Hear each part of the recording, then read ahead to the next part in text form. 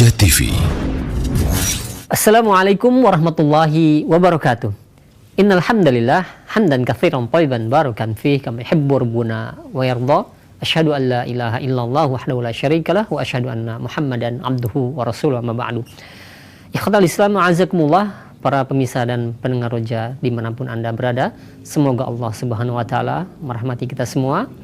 Insyaallah beberapa saat lagi kami akan hadirkan ke layar kaca Anda dan ke ruang dengar Anda kajian secara langsung yang akan menemani kita semua, yang mudah-mudahan ini memberikan secercah ilmu bagi kita, yang tentunya ilmu yang bermanfaat bagi kita di dunia maupun di akhirat.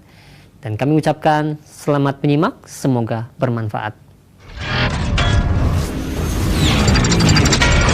Roja TV,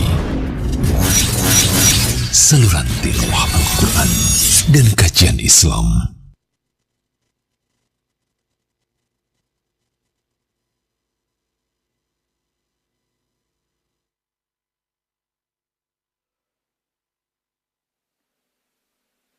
Assalamualaikum warahmatullahi wabarakatuh.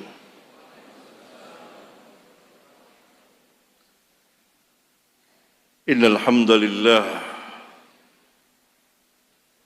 nahmaduhu wa nasta'inuhu wa nastaghfiruh wa na'udzu billahi min shururi anfusina wa min sayyiati a'malina. من يهده الله فلا مضل له ومن يضلل فلا هادي له وأشهد أن لا إله إلا الله وحده لا شريك له وأشهد أن محمدًا عبده ورسوله أما بعد فإن خير الحديث كتاب الله وخير الحدي حدي محمد صلى الله عليه وعلى آله وسلم وشر الأمور محدثاتها وكل محدثات بدعة وكل بدعة ضلالة وكل ضلالة في النار.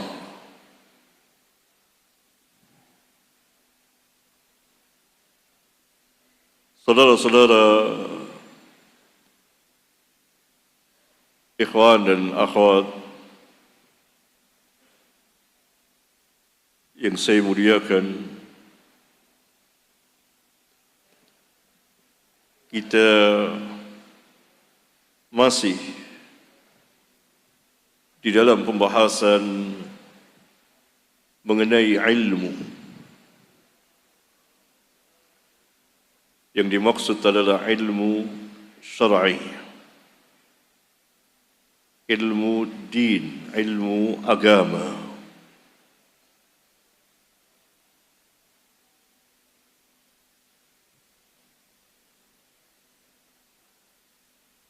Yang hakikat ilmu adalah terambil dari Alkitab, Al-Quran dan Sunnah, serta perjalanan Al-Muhajirin wal-Ansar.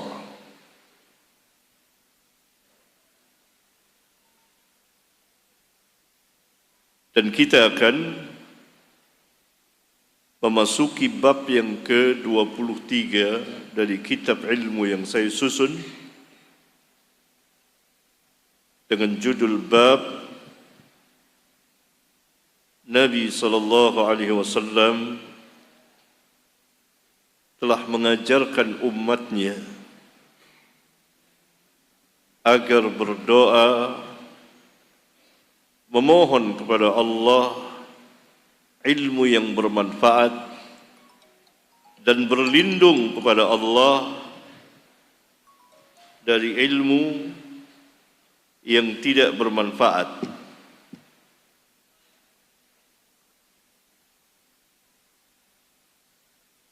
berlindung kepada Allah dari ilmu yang tidak bermanfaat. Apa yang dimaksud dengan ilmu nafi?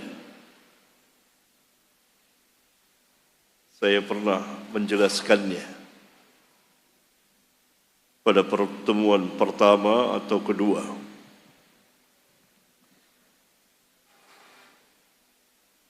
Bahwa kebahagiaan seorang hamba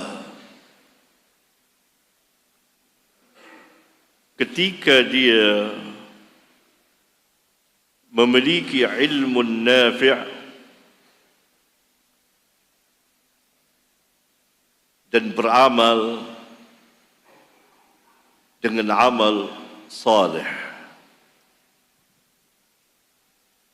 Maka jika hamba beredar bersama ilmu nafi' wa amal saleh, maka ia merupakan kebahagiaan dan kesenangan bagi dunia dan akhiratnya. Karena kesenangan dan kebahagiaan hamba beredar di antara ilmu nafi', ilmu yang bermanfaat, wa amalus salih, dan amal salih. Apa ilmu nafi'? Ilmu nafi', ilmu yang bermanfaat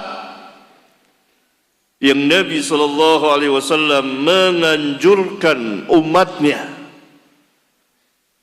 untuk berdoa memohon kepada Allah ilmu nafi' dan berlindung kepada Allah dari ilmu yang tidak bermanfaat.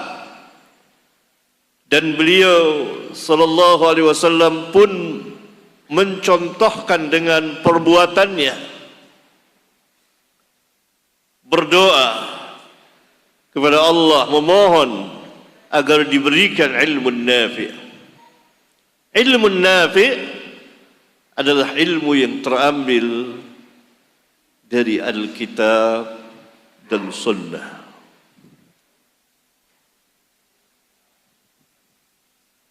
Yang terdapat keterangannya dari Alkitab dan Sunnah, itu ilmu nafi', ilmu yang bermanfaat. Sedangkan amal salih, amal yang ditegakkan karena Allah dan berjalan di atas sunnah Rasulullah sallallahu alaihi wasallam. Ilmu nafi', ilmu yang bermanfaat yang terambil dari Alkitab, Al-Quran dan Sunnah. Sedangkan amalus salih,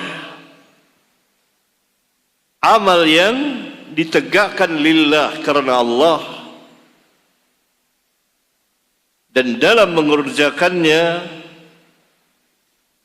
mengikuti Rasulullah sallallahu alaihi wasallam, ittiba'ur rasul. Jika ilmu itu tidak terambil, yakni ilmu din, dari Alkitab dan Sunnah, maka ia bukan ilmu nafi'. Jika amal tidak ditegakkan lillah karena Allah, atau dalam beramal tidak ittiba'ur rasul, maka ia bukan amalus salih. Yang akan diterima hamba adalah kerugian. Oleh karena itu ulama mengatakan bahwa kebahagiaan dan kesenangan hamba beredar di antara ilmu nafi' wa amalus salih. Ilmu yang bermanfaat dan amalus salih yang mendapat keridhaan Allah Jalla Dzikruhu. Dalam bab ini ada 3 hadis sahih. Hadis yang pertama, an Ummi Salamah kana an-nabiy sallallahu alaihi wasallam yaqulu ba'da salatil fajr, Allahumma inni as'aluka rizqan tayyiban wa ilman nafi'an wa amalan mutaqabbalan. Sahih, akhrajahu At-Tabarani fil Mu'jam as-Saghir. Haddatsana Amir bin Ibrahim bin Amir al-Asbahani. Haddatsana Abi an jaddi Amir bin Ibrahim an Nu'man bin Abd as-Salam an Sufyan al-Thawri an Mansur an Sya'bi anha bihi, yani an Ummi Salamah. Dari Ummu Salamah, Ummul Mukminin radhiyallahu taala anha, dia berkata, adalah Nabi sallallahu alaihi wasallam mengucapkan doa sesudah salat subuh, Allahumma inni as'aluka rizqan tayyiban wa ilman nafi'an wa amalan mutaqabbalan.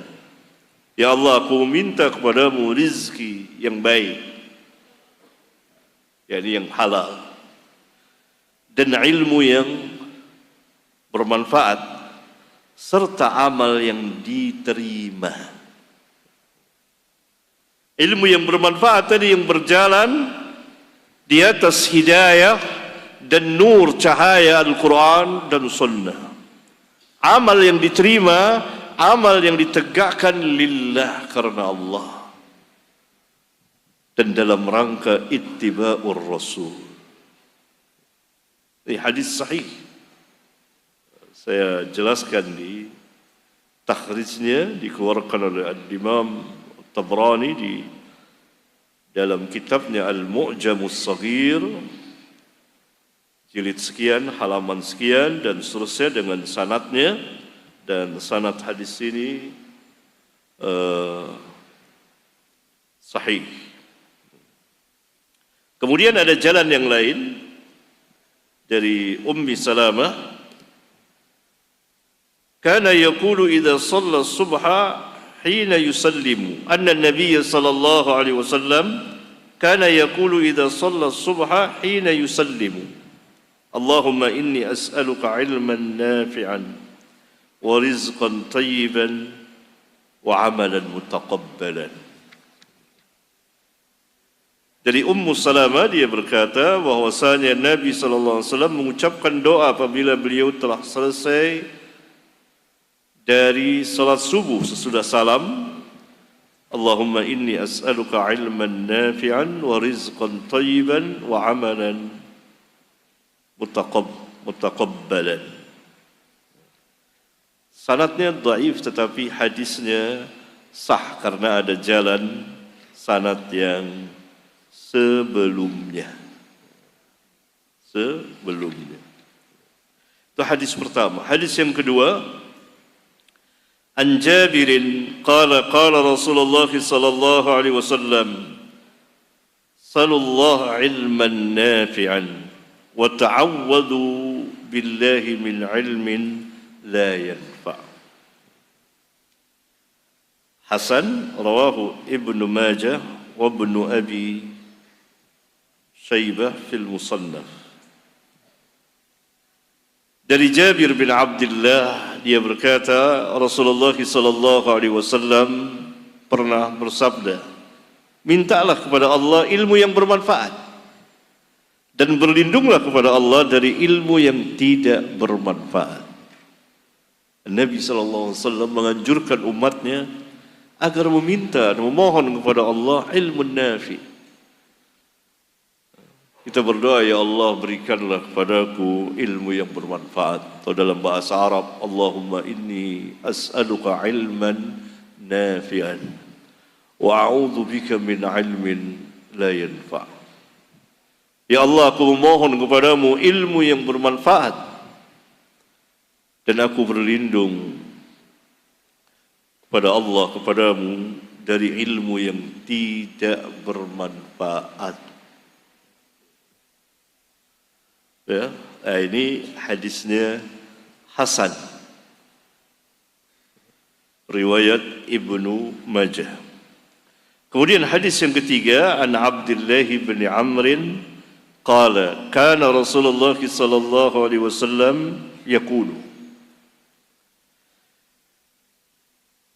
Allahumma inni a'udzu bika min qalbin la yakhsha wa min du'ain la yusma' wa min nafsin la tashba' wa min ilmin la yanfa' a'udzu bika min ha'ula'il arba' a'udzu bika min ha'ula'il arba'. Sahih rawahu Tirmidzi wan Nasa'i wa Ahmad wal Hakim wa Abu Nuaim fil Hilyah. Dari Abdullah bin Amr, dia berkata, adalah Rasulullah sallallahu alaihi wasallam biasa, yakni selalu mengucapkan doa, Allahumma inni a'udzu bika min qalbin la yakhsha. Ya Allah, sesungguhnya aku berlindung kepadamu dari hati yang tidak khusyuk, hati yang tidak tunduk, jadi hati yang liar. Memohon kepada Allah, berlindung kepada Allah dari hati yang tidak khusyuk, agar dijadikan hati tunduk khusyuk kepada Allah Subhanahu wa ta'ala. Wa min du'ain la yusma', dan dari doa yang tidak didengar. Wa min nafsin la tashba', dan dari jiwa yang, diri yang tidak pernah kenyang, tidak pernah merasa puas, yakni tidak qanaah. Wa min ilmin la yanfa', dan dari ilmu yang tidak bermanfaat. A'udzu bika min haula'il arba', sungguh aku berlindung kepadamu dari 4 perkara ini. Dari hati yang tidak khusyuk, dari doa yang tidak didengar, tidak diterima oleh Allah, dari jiwa diri yang tidak pernah merasa kenyang, tidak pernah merasa puas, yakni tidak bersyukur atas nikmat Allah dan tidak qanaah menerima apa yang Allah Subhanahu wa ta'ala berikan kepadanya, dan dari ilmu yang tidak bermanfaat. Dia mengambil ilmu dari Alkitab dan Sunnah, dia mengambil ilmu tidak dari Alkitab dan Sunnah, dan ilmu yang tidak peroleh dia dapati tidak bermanfaat bagi dirinya.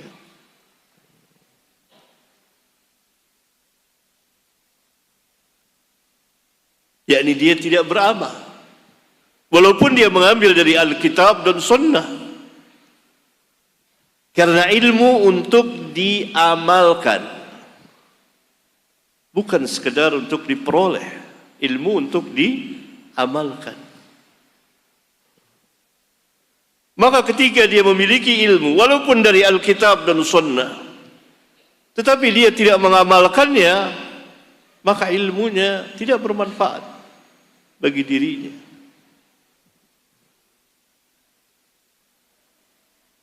A'udzu bika min haula'il arba', aku berlindung kepadamu dari 4 perkara tersebut. Nah, ini lengkap. Pertama, Nabi sallallahu alaihi wasallam mencontohkan dengan perbuatannya di hadis pertama dan di hadis ketiga. Beliau berdoa memohon kepada Allah di hadis pertama, memohon kepada Allah ilmu yang bermanfaat. Pada hadis yang ketiga beliau berlindung dari ilmu yang tidak bermanfaat. Di hadis yang kedua beliau menganjurkan umatnya agar memohon kepada Allah ilmu yang bermanfaat. Salullaha ilman nafi'an, dan berlindung kepada Allah dari ilmu yang tidak bermanfaat. Wa ta'awwadhu billahi min ilmin la yanfa'.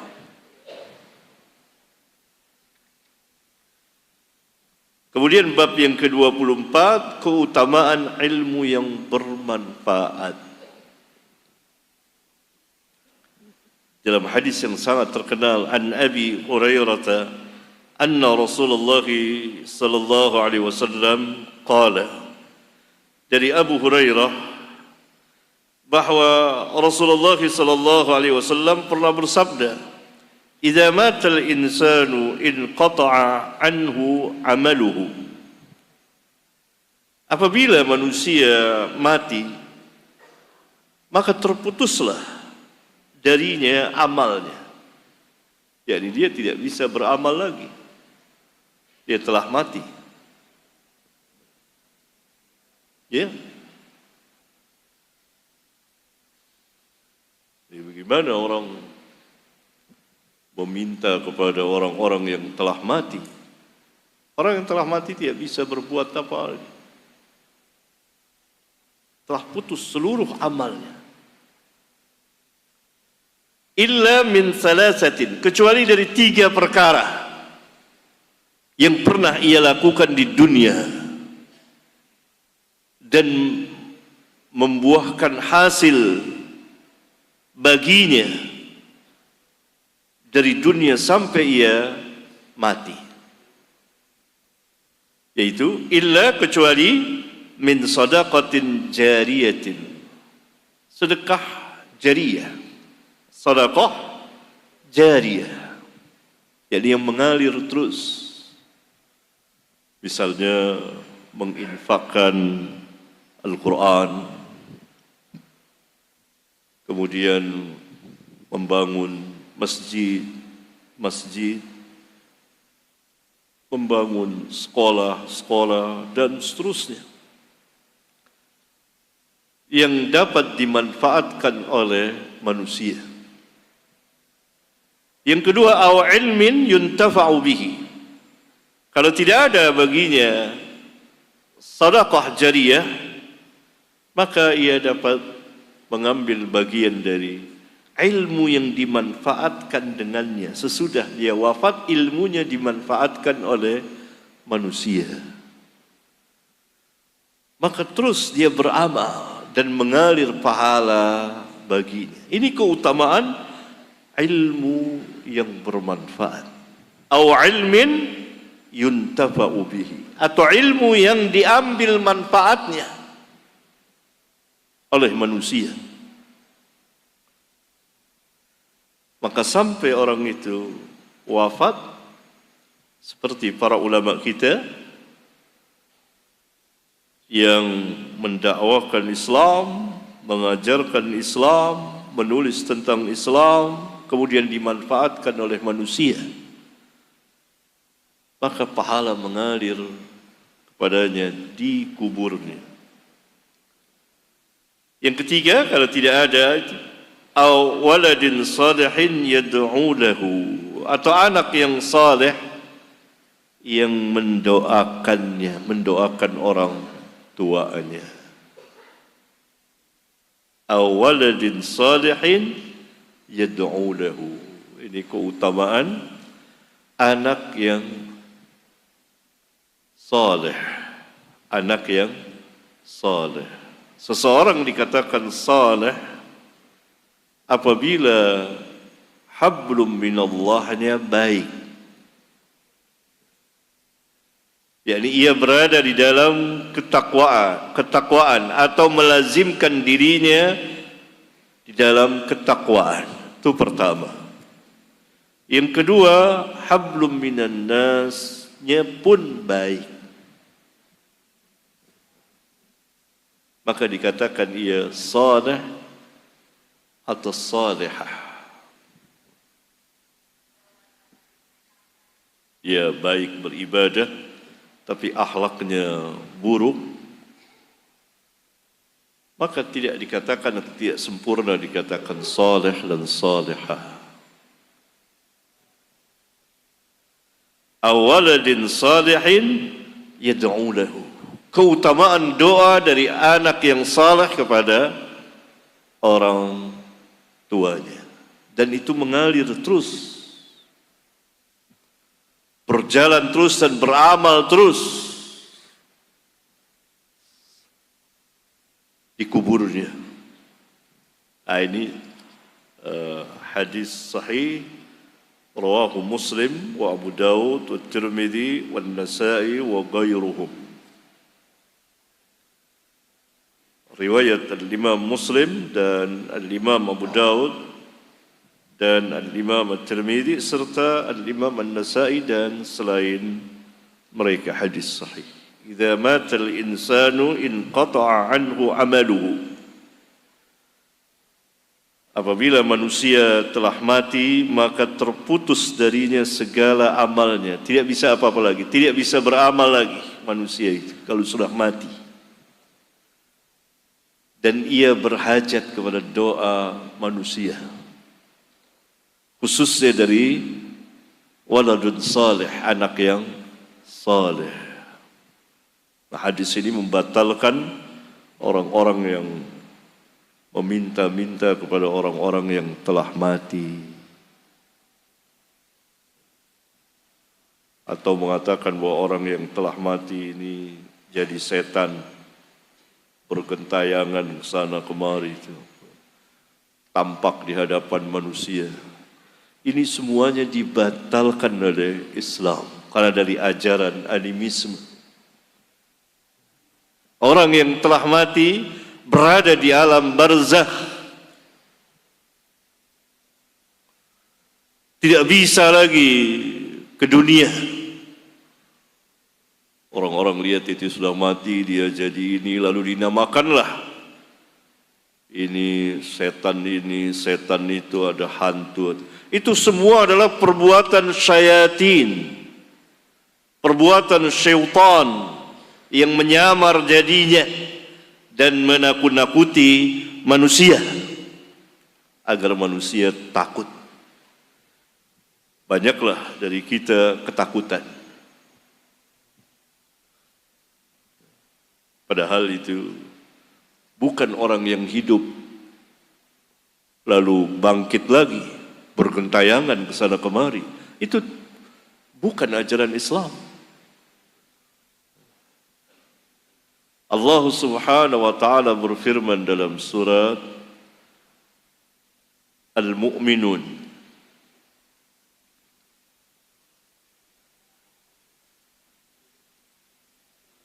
ayat 100.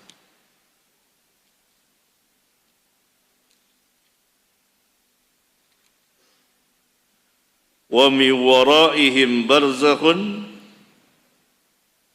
ila yaumi yub'atsun.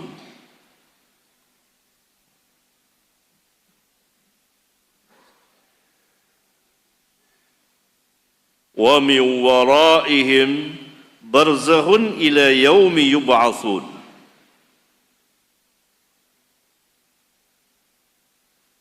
Dan di belakang mereka, sesudah kehidupan dunia ini, ada kehidupan namanya barzakh.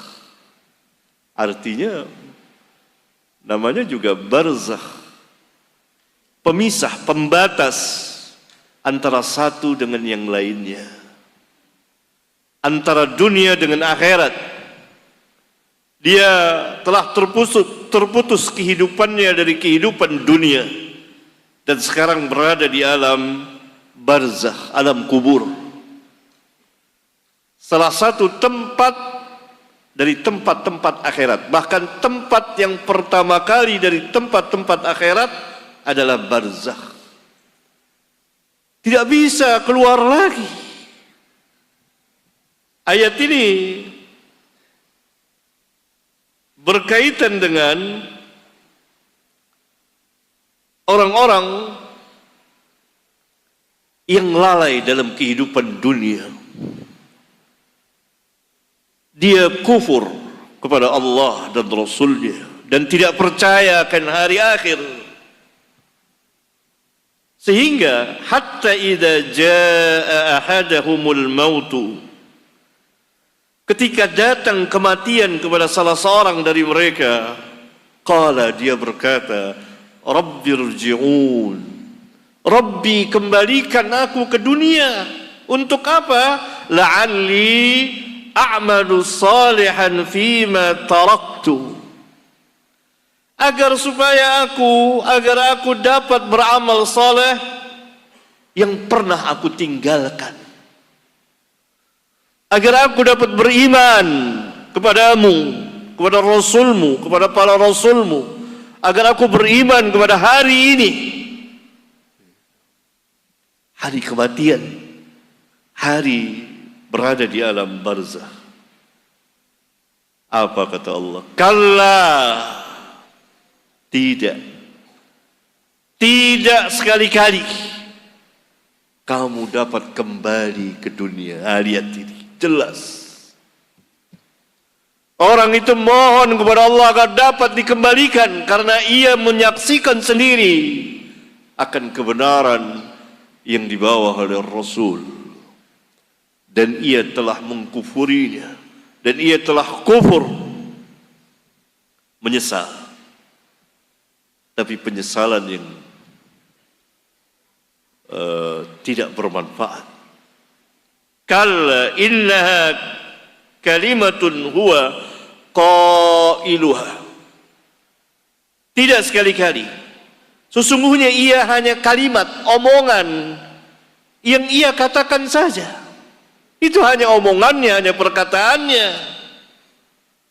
Dan sekarang wa mi waraihim, di hadapan mereka ada barzakhun, barzah, hiduplah di sini ila yaumi yub'atsun, sampai mereka nanti dibangkitkan. Tidak mungkin bisa kembali lagi ke dunia. Ini ayatnya.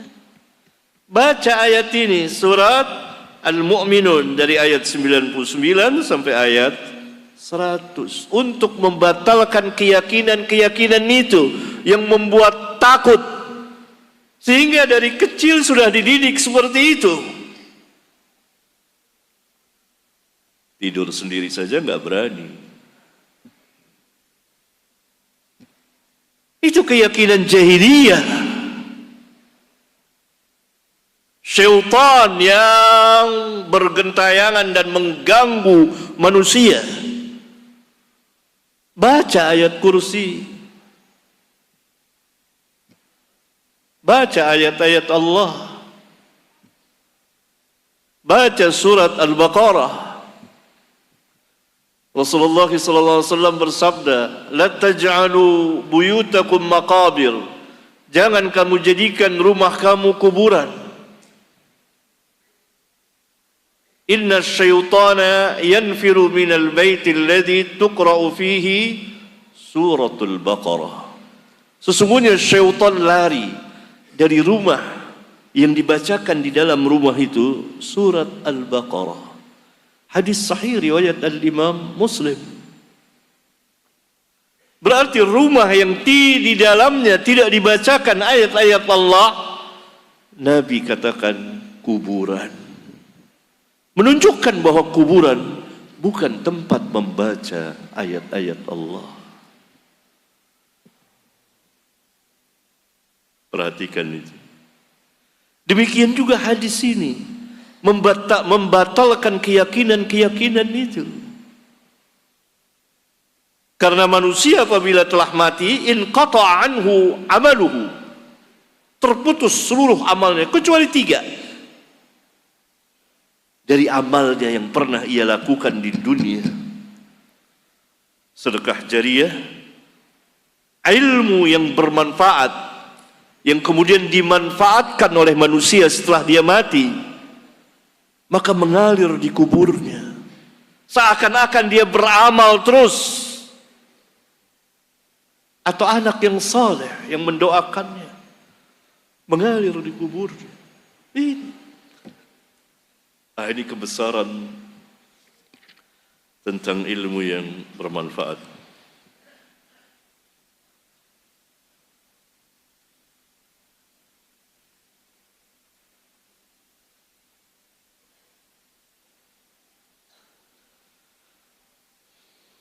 Kemudian bab ke-25, keutamaan bagi orang yang menunjuki kebaikan kepada orang lain. Keutamaan bagi orang yang menunjuki kebaikan kepada orang lain. Nah, ini menarik, ini coba kita lihat hadisnya. An Abi Mas'ud Al-Ansari, Abu Mas'ud, bukan Abdullah bin Mas'ud. Ada Abdullah bin Mas'ud, itu orang Makkah, Al-Muhajirin. Ada Abu Mas'ud, orang Ansar. Karena sahabat dibagi dua oleh Nabi. Al-Muhajirin yang hijrah dari Makkah ke Madinah, dan Al-Ansar yang tinggal di Madinah. Qala jaa rajulun ila an-nabi sallallahu alaihi wasallam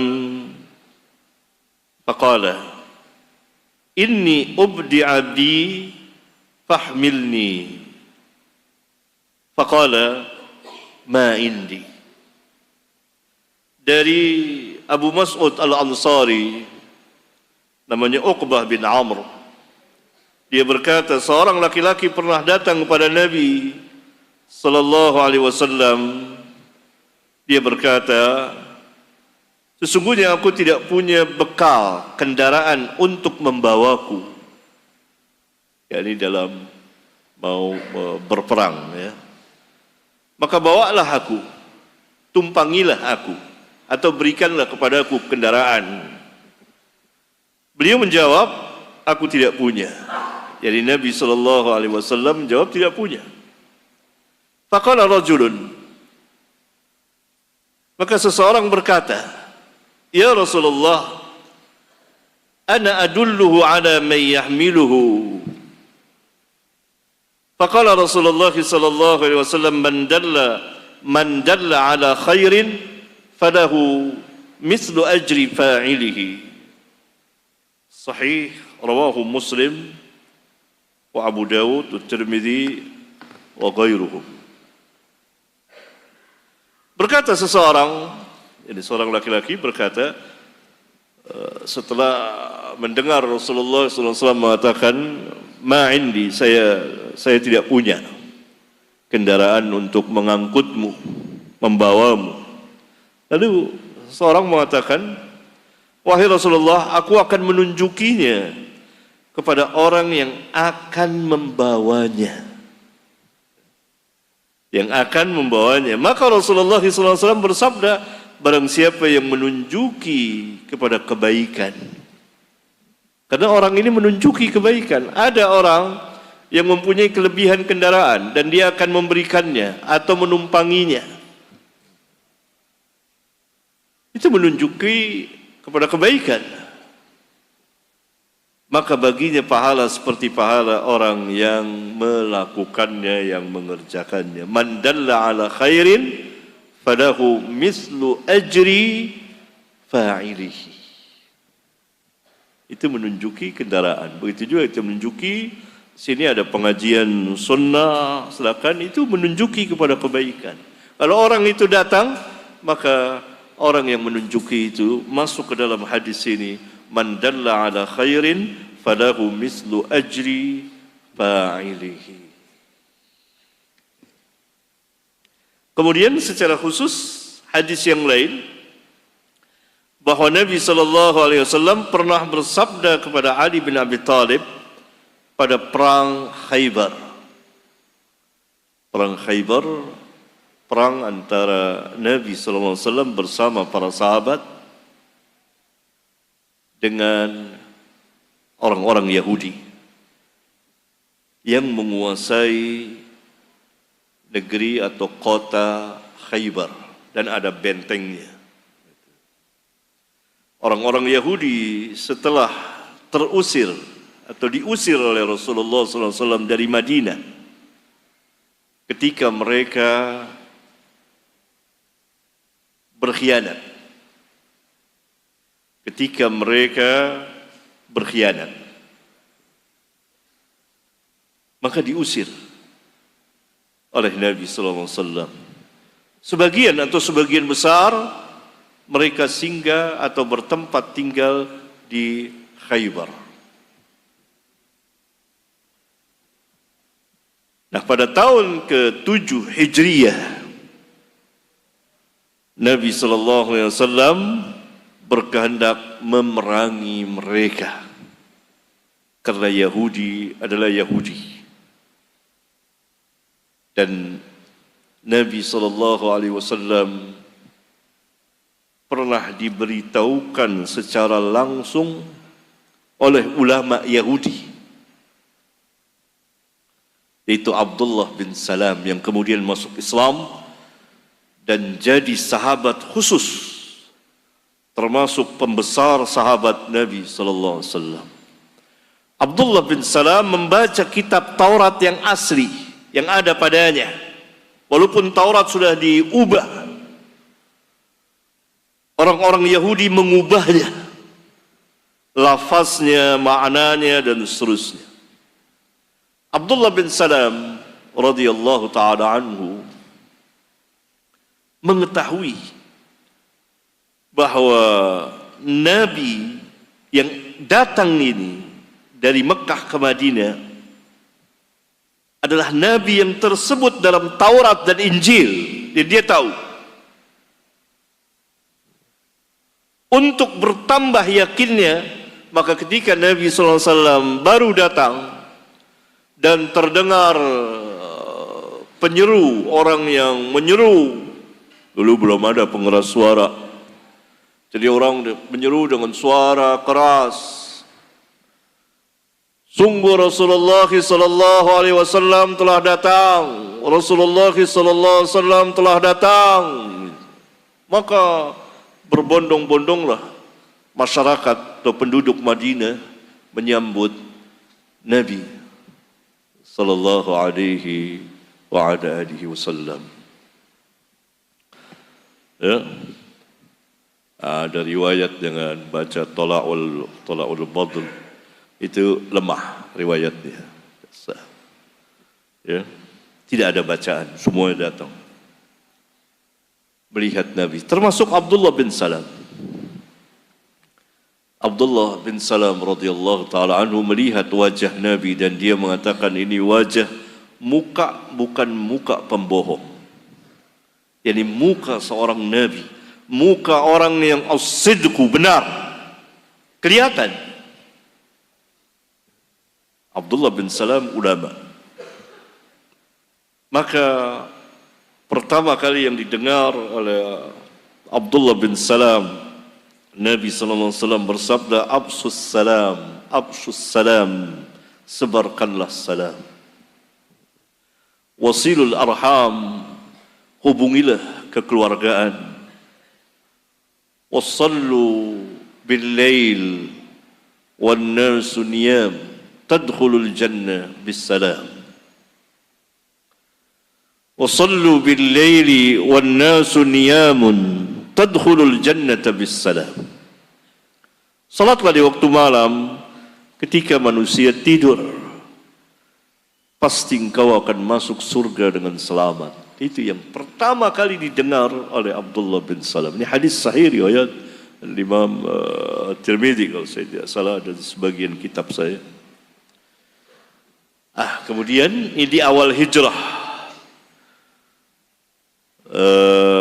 Abdullah bin Salam datang kepada Nabi SAW.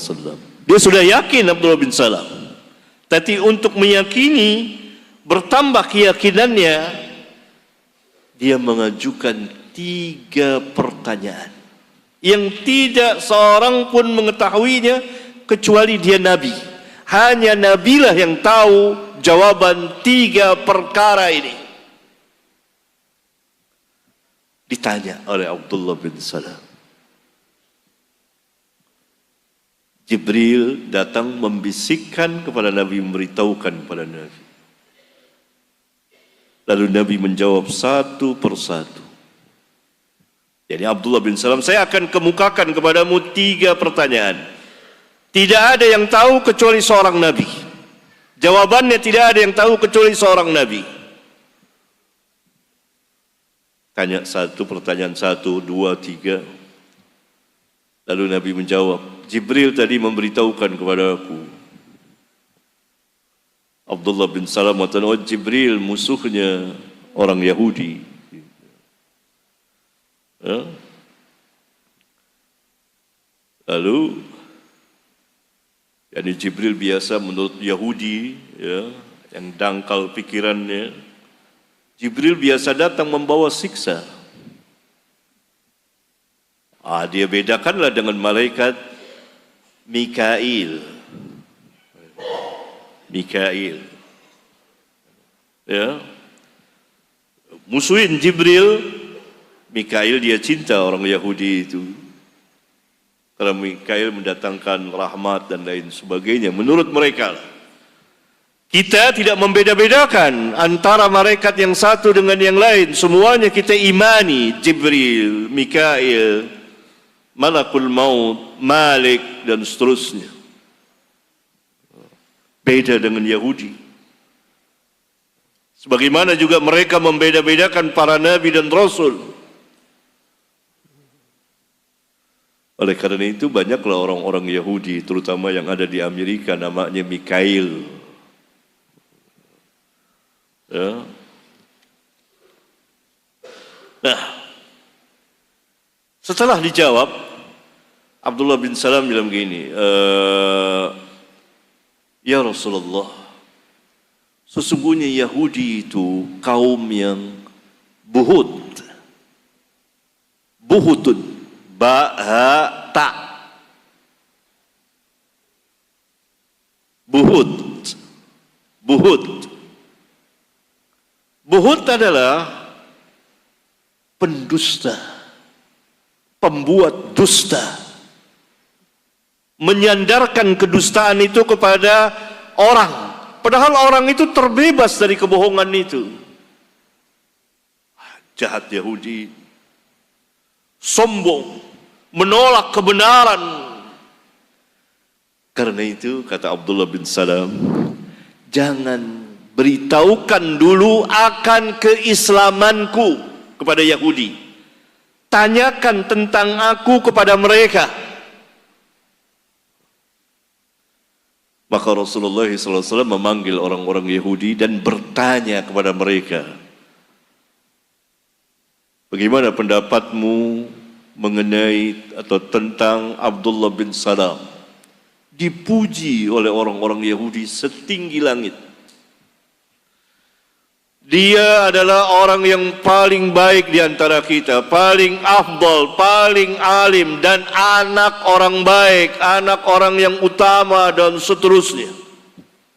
Lalu kata Nabi SAW kepada Yahudi, bagaimana pendapatmu kalau dia masuk Islam? Na'udzubillah, kata Yahudi. Semoga Allah melindunginya dari masuk Islam. Begitu kata Yahudi. Menunjukkan Yahudi membenci sekali tentang Islam. Sampai dia agar dilindungi Abdullah bin Salam dari masuk Islam. Lalu keluarlah Abdullah bin, ini di rumah ya, di rumah. Lalu keluarlah Abdullah bin Salam dari bilik itu, dari rumah itu. Saksikan oleh kalian. Lalu dia mengucapkan syahadat. Bersaksi bahwa la ilaha illallah dan Muhammad Rasulullah. Langsung orang-orang Yahudi yang ada saat itu mencaci maki Abdullah bin Salam. Abdullah bin Salam orang yang buruk di antara kita, anak orang yang buruk. Padahal baru saja beberapa menit sebelumnya mereka memuji-muji Abdullah bin Salam. Itu Yahudi. Persis seperti yang dikatakan oleh Abdullah bin Salam, buhut. Kita bisa saksikan dengan mata kepala kita pada hari ini. Kaum yang buhut itu. Yahudi kaum yang buhut. Bukan saya yang ngomong. Tapi Abdullah bin Salam, ulama mereka yang kemudian masuk Islam dan jadi sahabat besar radhiyallahu anhum jami'an. Yahudi kaum yang buhut, ba-ha tak buhutun, artinya pembohong dan membuat-buat kebohongan dan menuduh orang, menyandarkan kepada orang kebohongan itu, padahal orang itu berlepas diri. Lihat sekarang, Yahudi menyandarkan kebohongan kepada saudara-saudara kita orang Palestina, dikatakan berbuat begini, begini, begini, padahal tidak, itu buhut.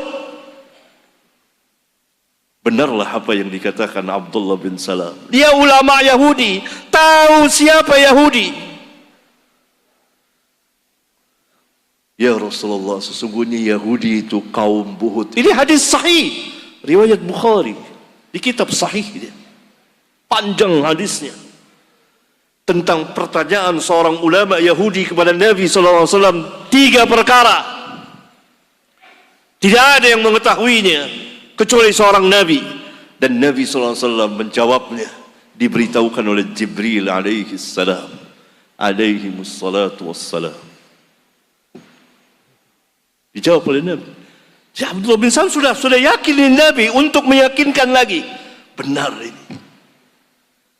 Lalu dikatakan, ya Rasulullah, sesungguhnya Yahudi ini kaum buhut. Sekarang kita bisa menyaksikan dengan mata kepala kita kaum yang buhut ini, pembohong, membuat-buat kedustaan, menolak kebenaran, sombong, dan menyandarkan kedustaan itu kepada orang lain, padahal orang lain itu terbebas, terlepas dari kedustaan itu. Mereka menuduh saudara-saudara kita orang-orang Palestina, bahkan menuduh yang lainnya. Bahkan orang-orang yang menyokong Yahudi pun dituduh berbagai macam tuduhan oleh Yahudi. Ini kaum yang buhut. Al-Quran dan Sunnah telah mempertontonkan siapa Yahudi itu. Hanya kita kurang membaca Al-Quran dan Sunnah. Kaum buhut.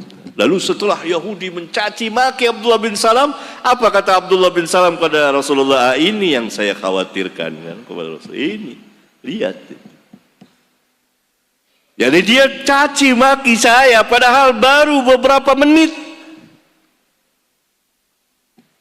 memuji-muji Abdullah bin Salam setinggi langit. Orang yang paling alim di antara kita, paling baik di antara kita, paling afdal. Lalu ditanya oleh Rasulullah SAW, bagaimana pendapatmu kalau sekiranya Abdullah bin Salam masuk Islam? Mereka menjawab, na'udzubillah, kiranya Allah melindunginya dari masuk Islam. Jangan sampai Abdullah bin Salam masuk Islam. Itu maksudnya, menunjukkan sangat benci sekali pada agama Islam. Keluar Abdullah bin Salam bersaksi, la ilaha illallah wa anna Muhammadar Rasulullah. Kiamat Yahudi, kiamat ketika itu. Langsung, itu hanya berapa menit selang. Dicaci maki. Abdullah bin Salam, orang yang paling buruk di antara kita, orang begini, orang begitu. Baca hadisnya di Sahih Bukhari, panjang sekali. Kaum yang buhut, maka mereka tidak sanggup berhadapan dengan Nabi SAW dan para sahabatnya. Sejarah berbicara tentang itu. Ada dalam Al-Quran dan hadis. Di antaranya perang Khaybar. Runtuh benteng Khaybar itu. Tetapi Nabi SAW memerintahkan Ali untuk pegang bendera dan mendakwakan mereka. Mau masuk Islam tidak? Maka Nabi SAW mengatakan, fawallahi, demi Allah, la an yahdiyallahu bika rajulan wahidan khairul laka min an yakuna laka humrun na'am. Demi Allah, sungguh jika Allah memberikan hidayah, petunjuk kepada seseorang dengan sebab dakwahmu, niscaya lebih baik bagimu dari memiliki unta merah. Dari memiliki unta merah. Unta merah adalah harta berharga pada bangsa Arab saat itu. Ya, kalau sekarang dapat dikiaskan dengan harta-harta lainnya yang sangat disayangi oleh, yang dicintai oleh manusia, seperti rumah mewah, kendaraan bagus, dan lain sebagainya. Tetapi semuanya itu tidak ada artinya dibandingkan dengan dakwah. Dengan sebab dakwah, maka Allah akan memberi hidayah kepada manusia. Akan memberi hidayah kepada manusia. Ini Nabi SAW mengatakan, fa wallahi, demi Allah, la yahdiyallahu bika rajulan wahidan saja, demi Allah, sungguh jika Allah memberikan hidayah dengan sebabmu, wahai Ali, dengan sebab dakwahmu, seorang saja, khairul laka, lebih baik bagimu, min ayyakuna laka humrun na'am, dari memiliki unta merah, harta yang besar.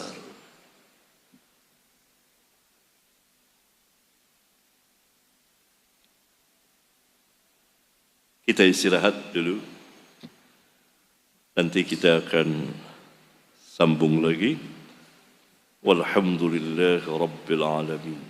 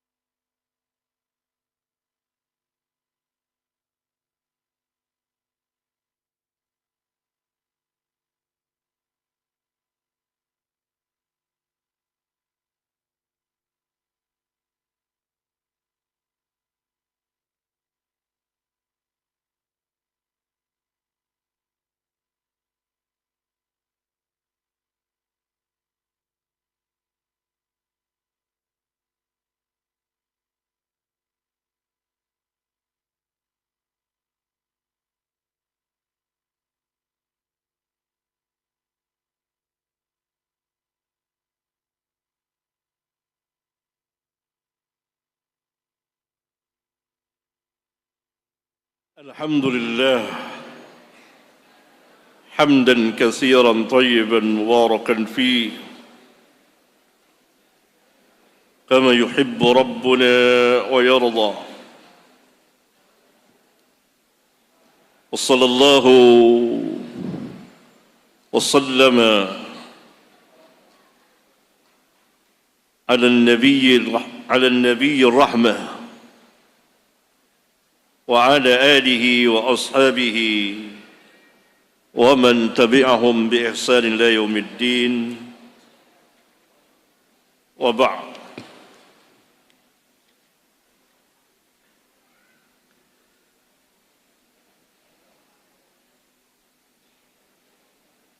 Mari kita melanjutkan bab yang ke-26.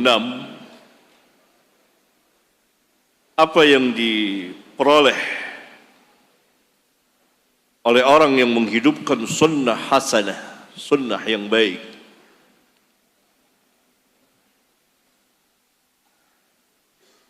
atau sunnah sayyi'ah, sunnah yang buruk. Kalau sunnah hasanah, amal saleh. Sunnah sayyi'ah adalah dosa. Dan orang yang mengajak kepada hidayah atau kesesatan, apa yang mereka peroleh dan dapat? Jawabannya ada di dalam dua buah hadis yang dibawakan dalam bab ke-26 ini. Hadis pertama, hadis ke-44, An Jarir bin Abdullah qala, Ja'a nasun min al-a'rabi ila Rasulullah sallallahu alaihi wasallam alaihimus sufuf fara'a su'a halihim qad asabathum hajatun fahassa an-nas 'ala as-sadaqati fa'abta'u 'anhu hatta ru'ya dhalika fi wajhihi qala thumma inna rajulan min al-ansari ja'a بسرة من ورق ثم جاء آخر ثم تتابعوا حتى عرف السرور في وجهه فقال رسول الله صلى الله عليه وسلم من سن في الإسلام سنة حسنة فعمل بها بعده كتب له مثل أجر من عمل بها ولا ينقص من أجورهم شيء ومن سن في الإسلام سنة سيئة فعمل بها بعده كتب عليه مثل وزر من عمل بها ولا ينقص من أوزارهم شيء صحيح رواه مسلم والترمذي والنسائي وابن ماجه وغيرهم. Dari Jarir bin Abdullah, dia berkata, pernah datang serombongan orang dari Al-A'rab, yakni orang-orang A'rabiyun, orang desa atau dusun, atau yang tinggal di pedalaman, menemui Rasulullah SAW dengan hanya mengenakan pakaian mantel, selimut yang menutupi tubuh mereka. Rasulullah SAW melihat keadaan mereka sangat buruk, yakni tidak layak karena miskin atau sangat miskin. Sesungguhnya telah menimpa kepada mereka kesusahan dan kesengsaraan. Mereka ditimpa kesusahan, kemiskinan, kesengsaraan. Kemudian beliau menggemarkan, menganjurkan kepada manusia agar bersedekah. Kewajiban pemimpin apabila melihat rakyatnya miskin, sangat miskin, maka segera dia menutup hajat orang-orang miskin itu, menyelesaikan kemiskinan mereka. Perhatikan Nabi yang mulia, begitu melihat ada sekelompok masyarakat umat beliau yang keadaannya sangat mengenaskan, keadaannya susah, pakaian saja hanya bisa menutupi tubuh mereka agar tidak terbuka auratnya, tidak layak.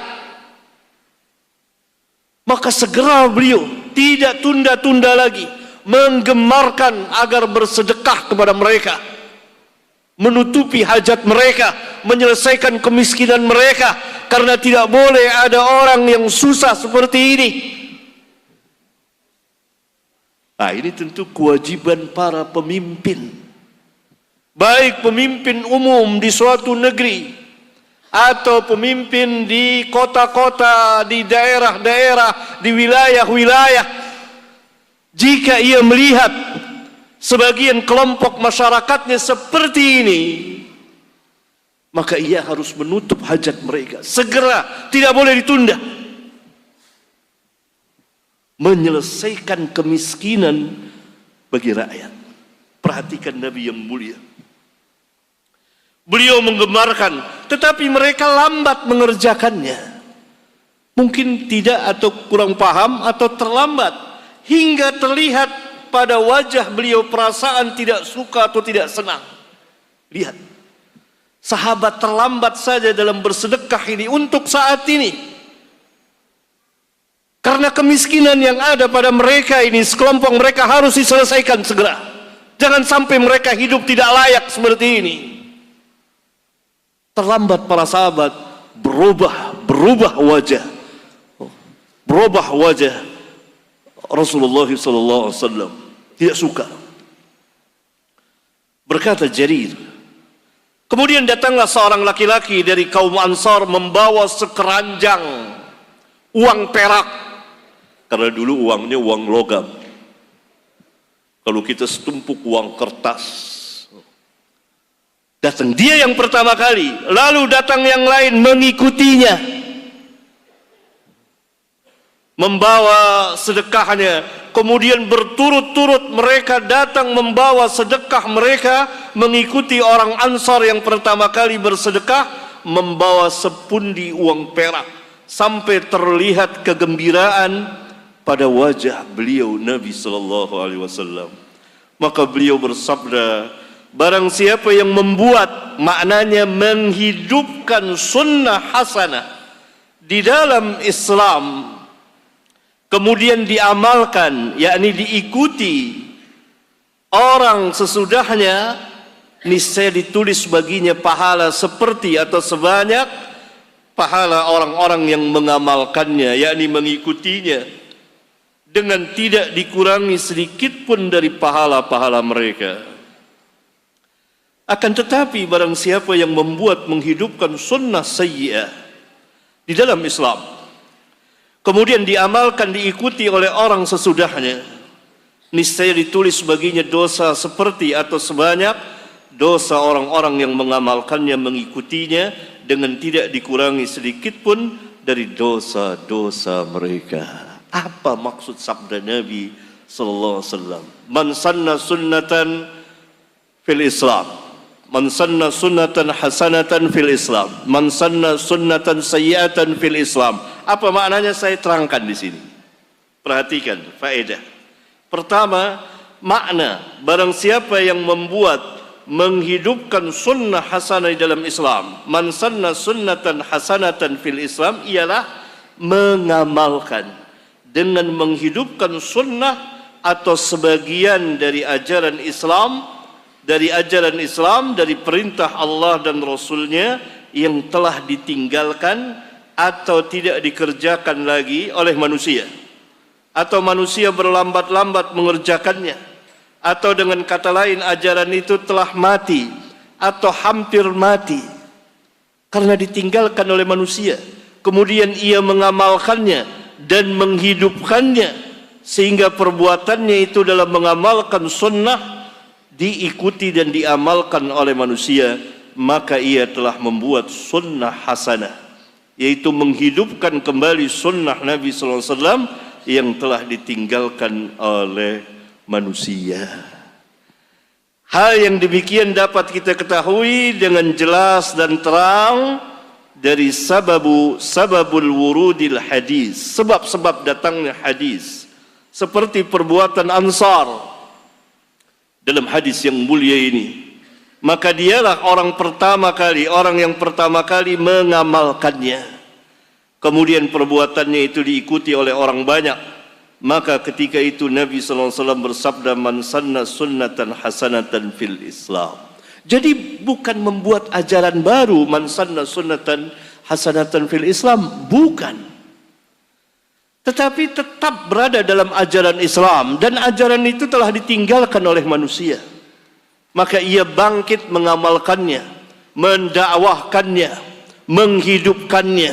Maka dia telah mengamalkan sunnah hasanah di dalam Islam.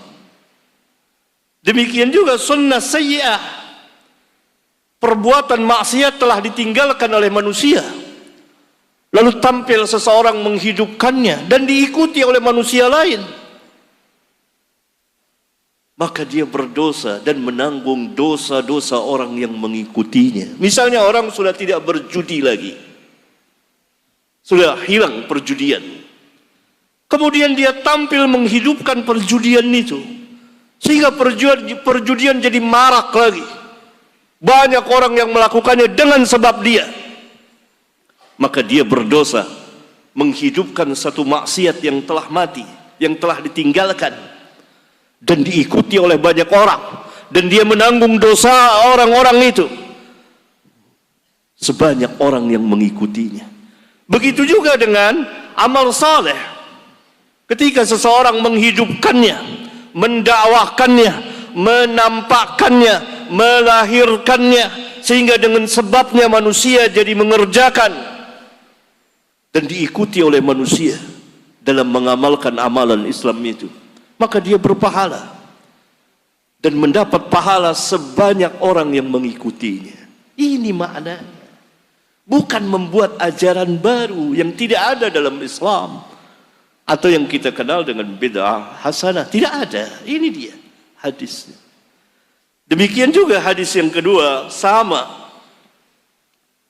An Abi Hurairah anna Rasulullah sallallahu alaihi wasallam qala man da'a ila hudan kana lahu min al-ajri mithlu ujuri man tabi'ahu la yanqusu dhalika min ujurihim shay'a wa man da'a ila dalalatin kana alayhi min al-ithmi mithlu athami man tabi'ahu la yanqusu dhalika min athamihim shay'an.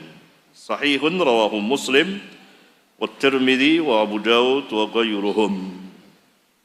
Dari Abu Hurairah, Rasulullah sallallahu alaihi wasallam bersabda, barang siapa yang mengajak kepada hidayah, ini jelas hidayah, niscaya dia akan mendapat pahala seperti pahala orang-orang yang mengikutinya dengan tidak dikurangi sedikit pun juga dari pahala-pahala mereka. Dia mendapat pahala bukan dikurangi dari pahala orang yang mengikuti, tidak. Orang yang mengikutinya berpahala, dan dia berpahala karena amalnya, dia juga berpahala sebanyak orang yang mengikutinya.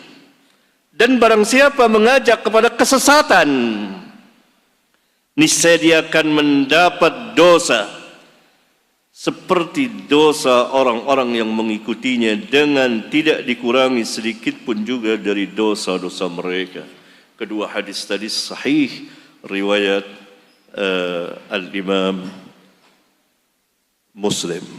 Ini ikhwan, karena terbatas pertemuan kita hanya sampai jam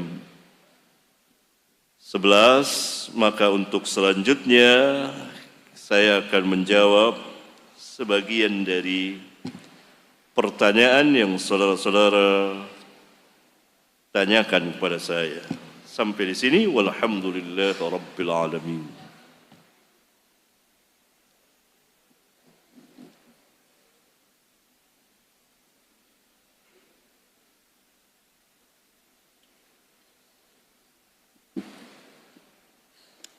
Cukup?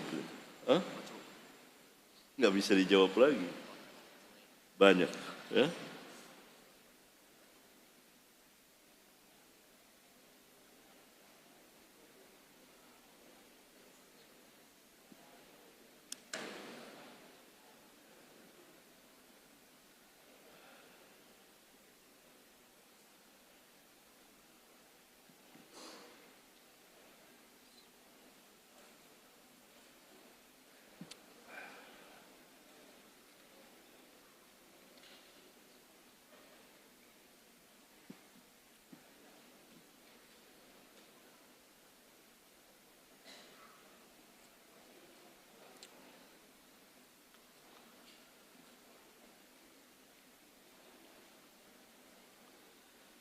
الحمد لله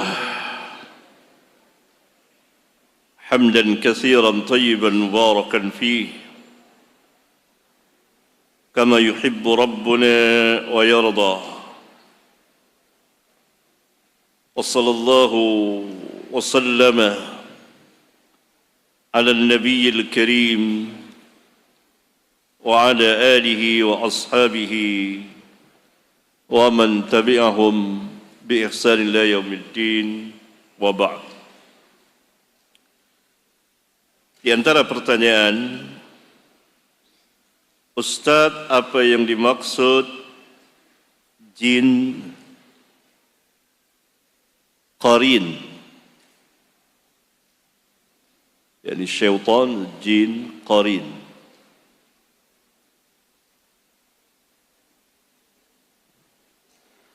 Di dalam hadis-hadis sahih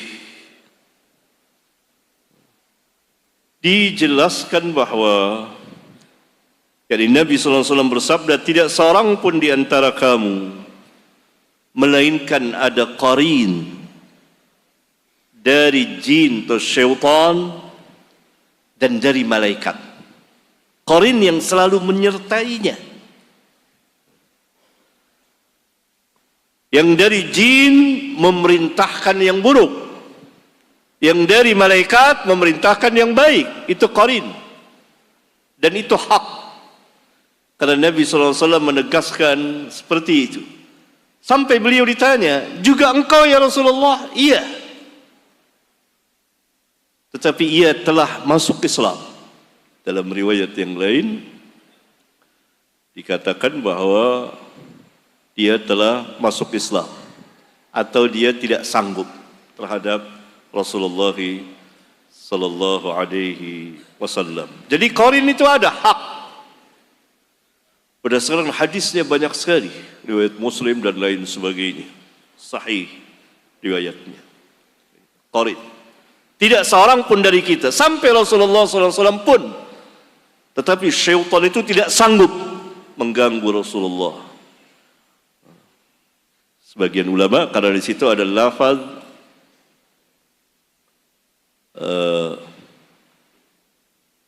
aslama atau aslam. Kalau aslama berarti dia telah masuk Islam, jinnya. Kalau aslamu maka aku selamat dari gangguan dia. Apakah dibaca aslama atau aslamu? Ada dua bacaan. Itu terhadap Rasulullah SAW. Terhadap kita sanggup. Tidak seorang pun dari kamu melainkan ada qarin, teman yang menyertainya terus dalam hidup dan kehidupannya, dari jenis jin dan manusia. Bapaknya jin itu siapa? Iblis. Ya? Nah, itu dia. Jadi kalau yang jin, yang syaitan mengajak orang ini kepada perbuatan yang tidak baik. Tapi malaikat tidak mengingatkan, awas ini buruk. Kalau jin, yang buruk dikatakan baik, yang baik dikatakan buruk. Itu qarin, ada pada kita semuanya. Sampai Nabi SAW pun ada. Engkau juga ada ya Rasulullah? Iya. Tetapi dia telah aslama atau aslamu. Kalau aslama, jin itu masuk Islam. Kalau aslamu, aku selamat dari gangguannya.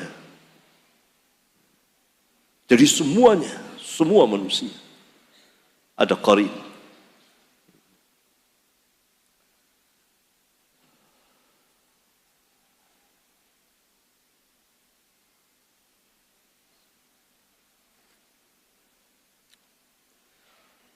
Dan apabila seorang muslim takut kepada setan, syaitan, orang kita biasa panggil setan,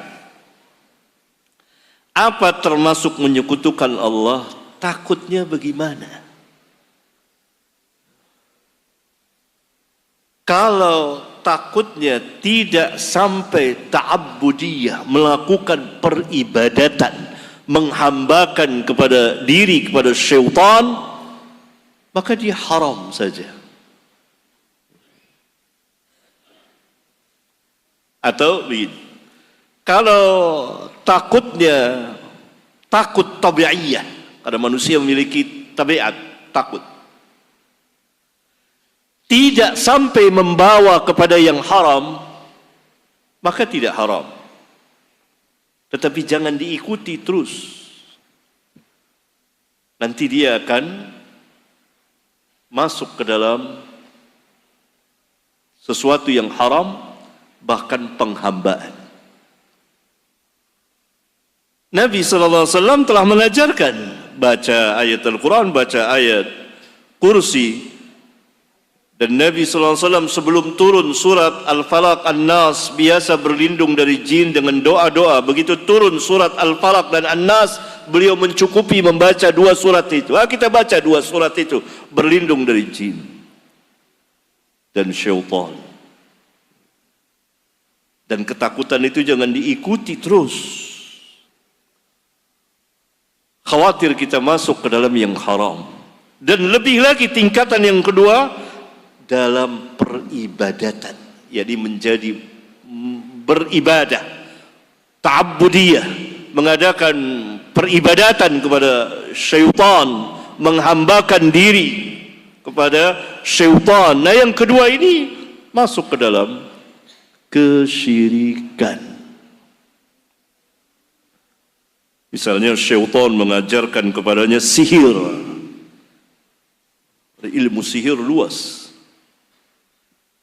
Dan sihir yang mengajarkan adalah syaitan. Nah, ini syirik, bahkan bisa kufur.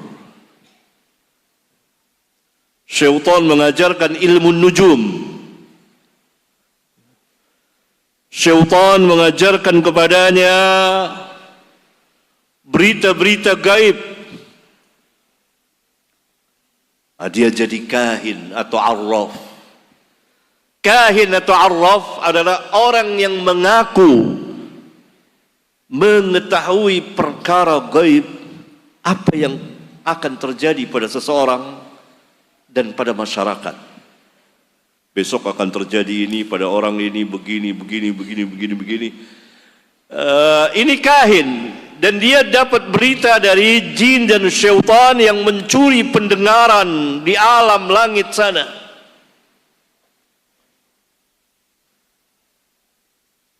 Yani Rabbuna apabila akan memutuskan sesuatu, sebagaimana dalam hadis sahih riwayat Bukhari, Muslim dan lain-lain, dia memberitahukan kepada Jibril. Jibril memberitahukan kepada para malaikat. Maka tersebarlah berita itu. Sebelum diutusnya Rasulullah SAW, jin-jin naik ke langit mencuri pendengaran apa yang akan terjadi. Ketika diutus Rasulullah SAW, terjaga langit. Dan mereka dilempari oleh semburan api syihab.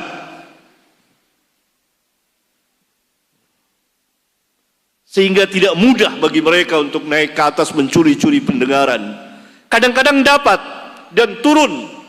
Jadi mereka ini bertingkat, 1, 2, 3, 4. Yang satu dapat, kasih ke bawah. Yang terakhir adalah kahin. Dia membisikkan kepada kahin itu dan ditambah dengan 100 kalimat bohong. Dan kahin itu seperti ayam mematuk begini, mendengarkan nih, wahyu dari syaitan. Dia beritahukan kepada manusia, nanti akan terjadi ini. Ada kalanya benar, kan itu hasil curian. Tapi sudah dicampuri dengan 100 kalimat dusta. Ini syirik. Dan banyak lagi yang lainnya. Syaitan memerintahkan kepada dia kalau mau dapat ini, dapat itu, harus menyembelih hewan. Maka dia menyembelih bukan karena Allah.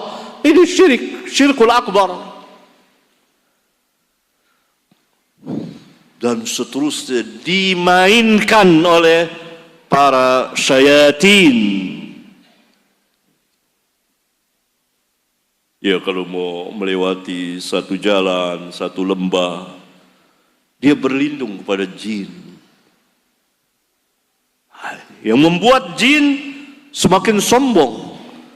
Semakin kita takut kepada syaitan, semakin kita berlindung kepadanya bukan kepada Allah, maka syaitan akan membuat kita sangat takut.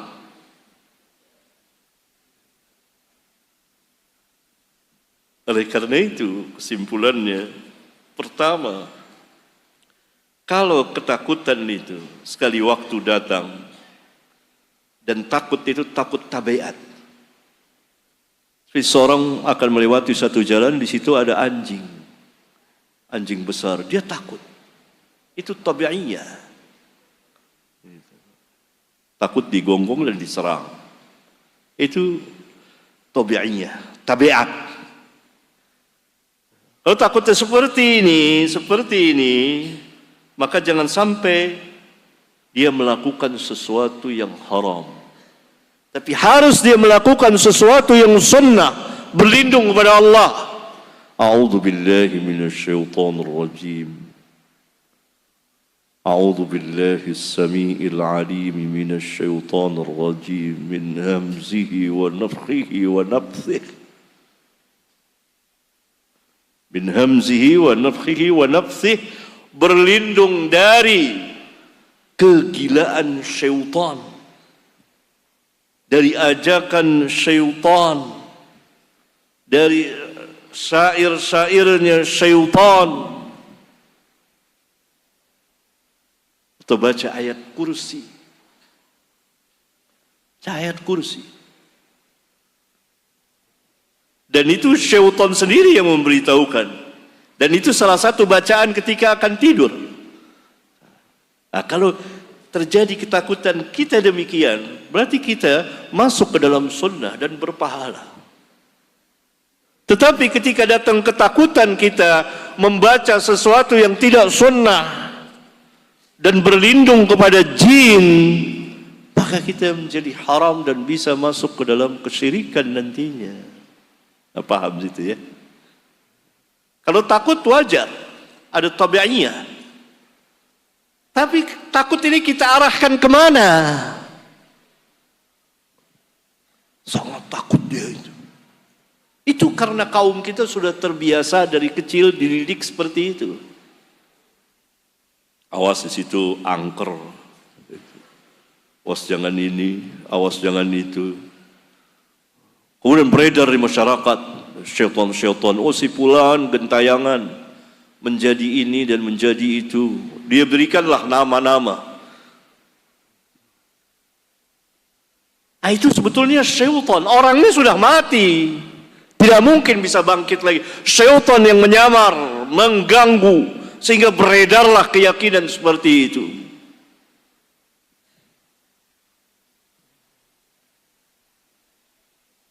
Ya.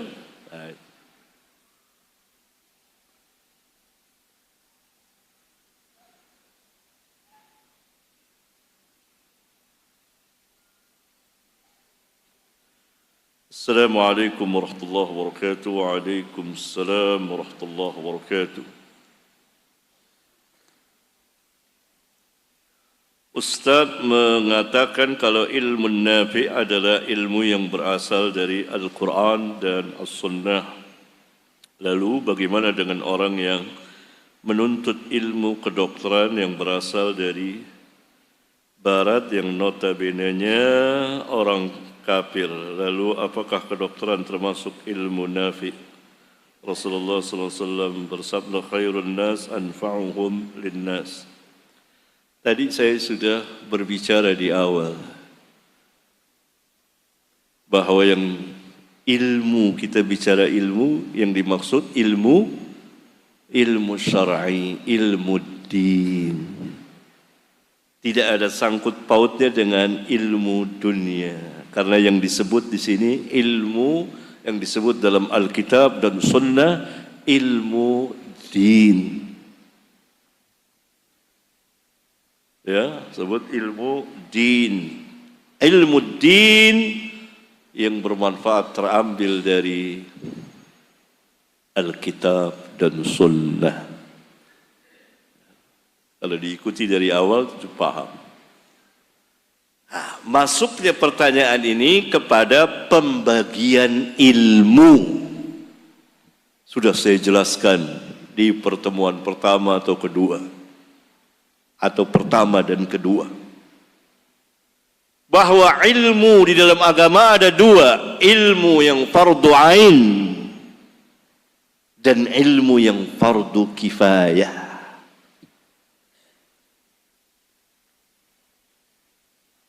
Ilmu yang fardu kifayah misalnya belajar memandikan dan mengkafankan mayit, belajar ilmu tafsir, belajar ilmu hadis. Tapi kalau tidak ada yang mengetahuinya sama sekali, maka jadi wajib bagi sebagian kaum muslimin untuk mempelajarinya dan mengajarkan kaum muslimin. Nah, ilmu kedokteran bermanfaat dari manapun ia berasal. Tetapi kalau kita lihat tarikh sejarah, maka kaum musliminlah yang pertama kali meletakkan dasar-dasar ilmu kedokteran. Kalau penanya membaca kitab-kitab para ulama dan lain sebagainya, mereka meletakkan dasar-dasar itu. Dan orang-orang barat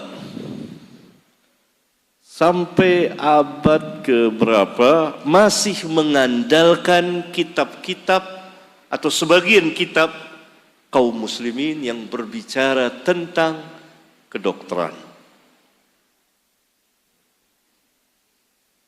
Jadi asalnya itu dari kaum muslimin. Kebiasaan orang barat mengambil, dan kitab-kitab kaum muslimin itu mereka bawa ke negeri-negeri mereka. Selesai perang salib itu. Beda dengan Mongol, Tatar. Dihancurkan kitab-kitab itu. Dibuang ke sungai. Orang-orang barat dia mengambil, dia bawa. Sampai sekarang manuskrip-manuskrip itu makhtutat begitu banyak bertebaran di Eropa. Bahkan saya meneliti, ada kira-kira manuskrip di Jerman, ya, di Berlin misalnya. Itu 15.000 ada di sana. Jadi mereka mengandalkan kitab-kitab kaum muslimin dalam berbagai masalah. Keliru kalau antum memutlakkan itu dari barat. Tidak. Yang asli asas Islam menegakkan dasar-dasar ilmu itu. Islam menegakkan dasar-dasar kesehatan. Dan ini banyak sekali. Seperti Islam meletakkan dasar-dasar kebersihan pada mulut. Orang barat belum mengenal kebersihan mulut. Dan lain sebagainya. Itu dicontek, diambil. Siapa yang menemukan ilmu matematik? Dulu namanya aljabar. Dari mana itu? Dari Islam. Siapa yang menemukan? Dulu namanya ilmu hayat, sekarang biologi. Dulu namanya ilmu hayat. Namanya saja ilmu hayat, bahasa Arab. Ilmu tentang kehidupan. Siapa yang berbicara tentang ilmu geografi dan berbagai macam cabang ilmu? Saya tahu itu. Kalau saya membaca kitabnya. Jadi barat jangan berbicara. Tidak berani mereka mengatakan bahwa kami yang pertama. Enggak. Karena itu enggak ada yang mengatakan seperti itu. Kecuali kaum muslimin yang mengatakan seperti itu. Ini dari barat. Islam yang meletakkan dasar-dasar kasih sayang kepada hewan. Apa hak-hak hewan? Ada barat berlebihan mencontoh. Dan banyak diletakkan dasar-dasarnya oleh Islam dan kaum muslimin. Barat mengambil comot sana, comot sini. Dia tidak sandarkan. Lalu dia mengembangkannya, berusahanya mengembangkan Akhirnya orang melihat dari dia, padahal tidak. Dalam berbagai macam cabang ilmu, antum sebut saja. Ilmu matematik dari mana? Ya, seperti itu. Nah, itu ilmu yang fardu kifayah. Jika dia belajar kedokteran untuk kemaslahatan umat, bukan untuk dirinya, maka dia masuk ke dalam ilmu yang fardu kifayah. Kaum muslimin memerlukan para dokter untuk mengobati, memeriksa sakit dan lain sebagainya sesuai dengan jumlah kaum muslimin. Tergantung niatnya orang itu. Kalau dia niat untuk diri dia saja, untuk kehidupannya, maka dia tidak masuk ke dalam ilmu yang fardu kifayah. Tapi kalau dia berniat bahwa saya belajar ilmu kedokteran ini, saya belajar ilmu dunia ini untuk kemaslahatan kaum muslimin, khususnya mengajarkan mereka tentang ilmu-ilmu ini yang juga dibutuhkan, maka ia masuk ke dalam ilmu yang fardu kifayah jika ilmu itu bermanfaat. Paham ya? Itu. Tapi kalau dia niat buat dia saja, buat dia cari uang kehidupannya, maka dia tidak masuk. Dia harus untuk kaum muslimin, untuk dirinya dan kemaslahatan umat, khususnya dan umumnya umat manusia.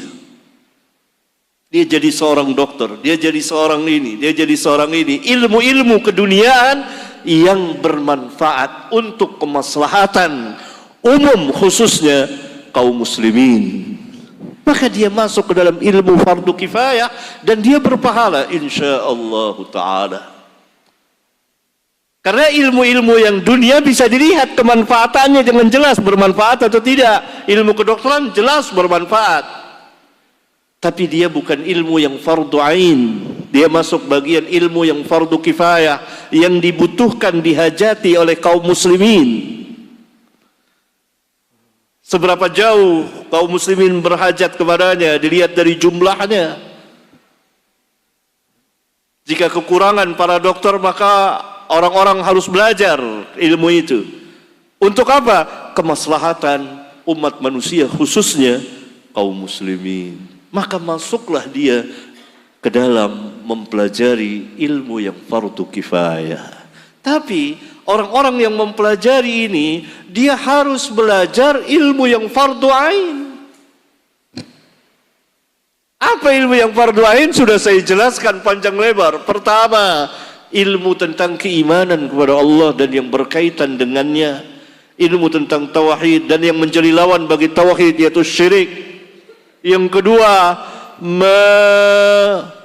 mengetahui, mempelajari apa saja yang Allah wajibkan kepada manusia dari perintah-perintah Allah yang wajib, yang tidak ada perselisihan di antara ulama. Salat 5 waktu, puasa di bulan Ramadan, zakat, haji. Yang ketiga, mengetahui apa yang Allah haramkan kepada kita, yang tidak ada perselisihan di antara ulama. Yang terakhir, terkait dengan pekerjaan kita. Sebagai apa kita? Sebagai pemimpin, wajib mempelajari tentang kepemimpinan. Sebagai rakyat juga demikian. Sebagai pegawai, pejabat seperti ini. Sebagai guru begini. Sebagai suami begini, sebagai istri begini, sebagai anak begini ilmunya. Dan begitu juga sebagai dokter dan seterusnya, yang berkaitan dengan keahlian dia sebagai apa dia di dunia ini. Nah, 4 macam itu ilmu yang fardu ain. Tidak mungkin antum mempelajari yang fardu kifayah, meninggalkan yang fardu ain atau belum lengkap yang fardu ain. Antum harus melengkapi, kita harus melengkapi itu ilmu yang fardu ain tadi. Diringkas jadi 4 itu. Pertama tentu berkaitan dengan tauhidullah, dan yang menjadi lawan bagi tauhid yaitu asyirku billah.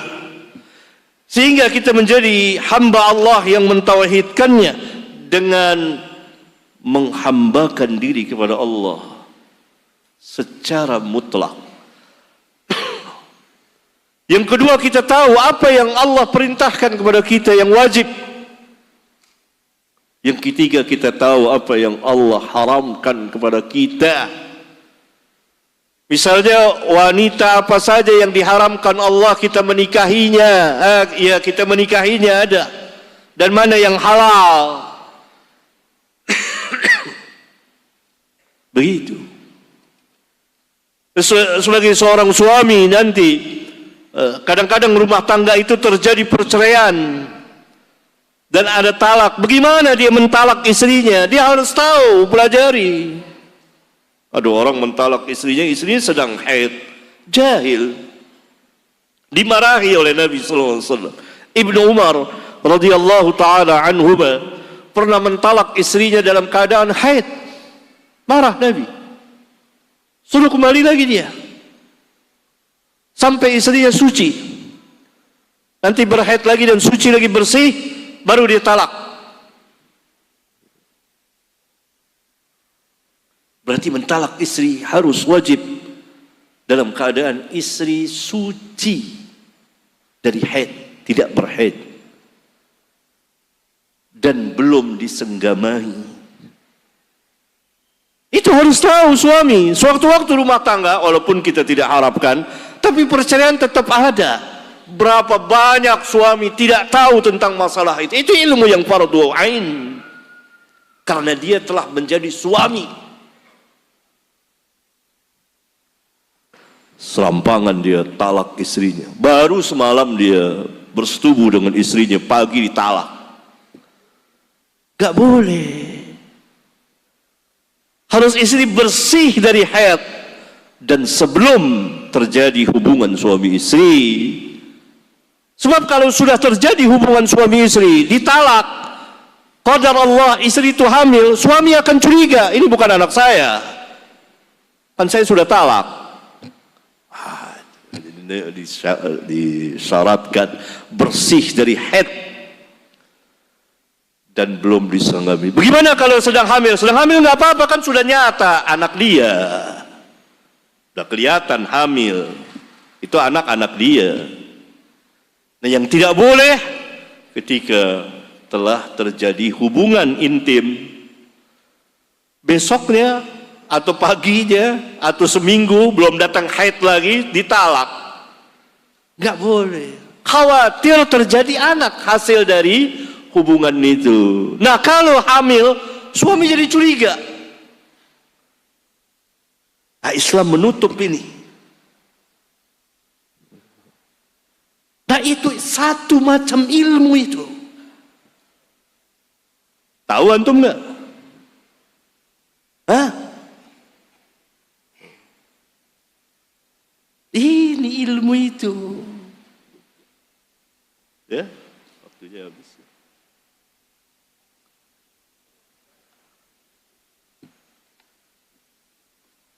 Habis ya.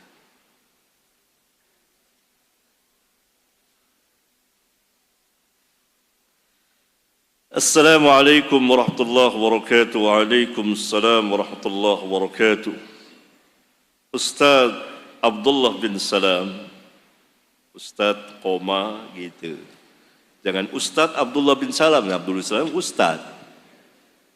Ustaz koma Abdullah bin Salam menanyakan 3 hal yang hanya diketahui Nabi sallallahu alaihi wasallam. Lalu bagaimana Abdullah mengetahuinya? Lewat ini penanya. Tadi sudah saya jelaskan. Dari mana ikhwan Abdullah bin Salam mengetahui? Yang kencang. Dari Taurat yang asli. Makanya perlu perhatian ngaji. Dari kitab Taurat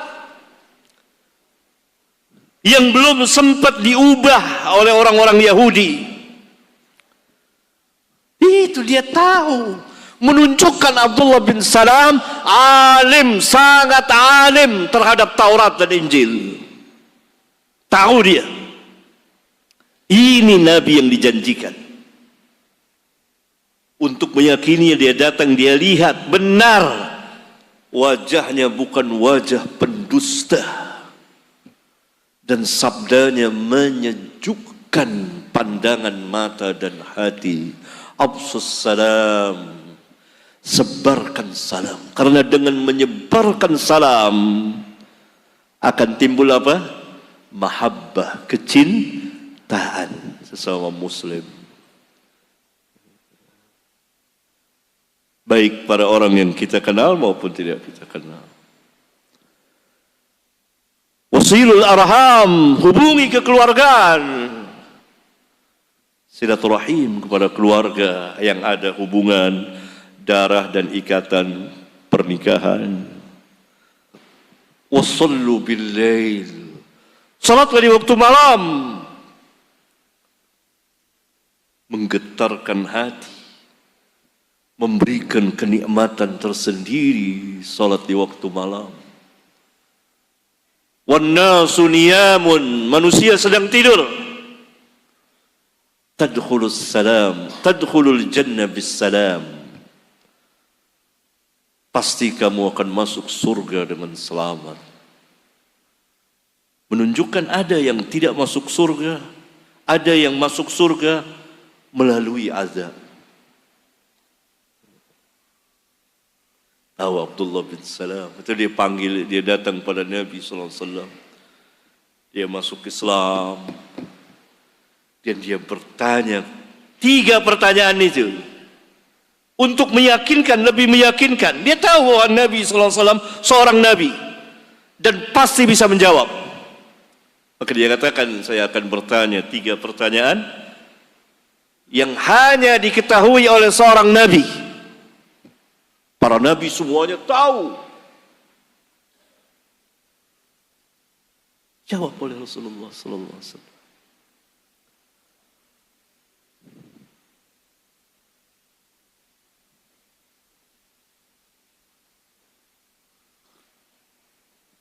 Apa pertama tanda hari kiamat?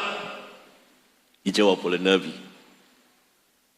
Api yang keluar dari Aden, dari Yaman, yang mengumpulkan manusia.